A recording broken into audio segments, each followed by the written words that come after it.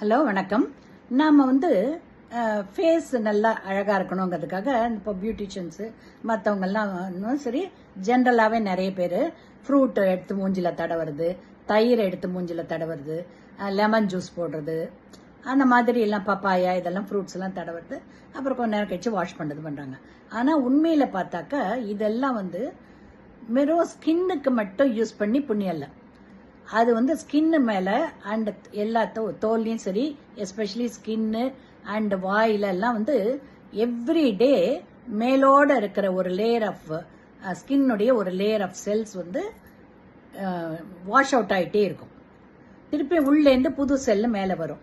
அப்புறமா பழசா இருக்கிறது வாஷ் அவுட் ஆகிடும், புதுசு வரும். ஸோ எவ்ரி டே இது ரீஜெனரேட் ஆகிட்டே இருக்கும். நம்மளுடைய இதை ஃபேஸ்லேயும் சரி, வாயில, இன்டெஸ்டைன்ல எல்லாமே ஒரு thin layer everyday wash out ஆகும். அப்படி இருக்கும்போது நீங்க ஃபேஸ்க்கு மட்டும் அப்ளை பண்ணி அவ்வளவா யூஸ் கிடையாது, ரைட்டா? அதுக்கு பதிலாக நீங்க சாப்பிடுங்க. சாப்பிட்டீங்கன்னாக்கா அது உள்ளேந்து டெவலப் பண்ற ஸ்கின்னு ஒவ்வொரு லேயருமே ஹெல்த்தியா டெவலப் ஆகும். ஃபேஸ்லயும் சரி, இன்டெஸ்டைனு, நம்ம உடல் எல்லாத்துலயுமே அது டெவலப் ஆகும்போதே நிறைய லேயர்ஸ் ஆஃப் ஸ்கின் இருக்கு, ரைட்டா?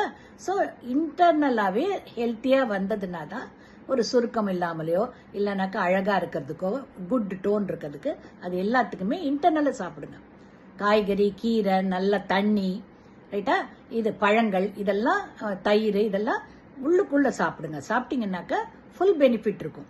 வெறும்னா ஃபேஸ்க்கு மட்டும் அப்ளை பண்ணி அது அவ்வளோவா பெனிஃபிட் இல்லை. ஒரு ஃபியூ பர்சன்டேஜ் மிஞ்சி போனால் ஒரு 20 to 25% தான் அதுக்கு பெனிஃபிஷியல் எஃபெக்ட் இருக்கு. ஆனால் அது உள்ளுக்கு சாப்பிட்டீங்கன்னா 100% பெனிஃபிஷியல் எஃபெக்ட் இருக்கு.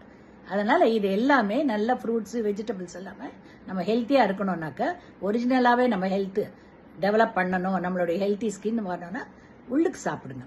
That is very useful procedure. ஓகேங்களா?